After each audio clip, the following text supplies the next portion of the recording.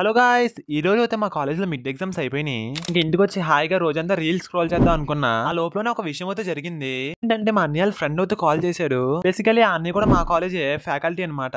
Call ఎత్తిన తర్వాత విషయం ఏంటో అడిగితే రేపు ఇన్స్పెక్షన్ ఉందన్నారు కాలేజ్ లో. ఆ ఇన్స్పెక్షన్ హడావిల్లో ఉండిపోయి సార్ బస్సు అయితే మిస్ అయిపోయింది.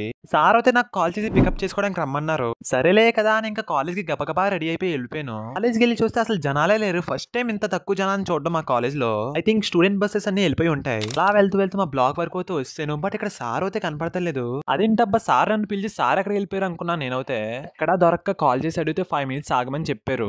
సరేలే కదా అని అలా కూర్చున్నాను నేనైతే. అలా ఎదుర్కొండ చూస్తే ఒక న్యూ హాస్టల్ అయితే కన్స్ట్రక్ట్ చేస్తున్నారు ఎదురుకుండా. బట్ అలా మా బ్లాక్ వైపు చూస్తే టెక్నీషియన్స్ అందరూ కలిపి ఏవో ఫ్లెక్స్లు పెడుతున్నారు. మేబీ ఇన్స్పెక్షన్ కోసం అనుకుంటా. లాస్ట్ అండ్ ఫైనల్ గా మన అన్న అయితే వచ్చాడు.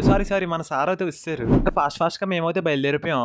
బట్ నా బుర్ర అయితే పడిపోయింది సార్ డ్రైవింగ్ చూసి. సార్ అయితే 90 మీద కొట్టిన స్కూటీని జస్ట్ 5 minutes లో పెద్దపురంకి వచ్చేసాం.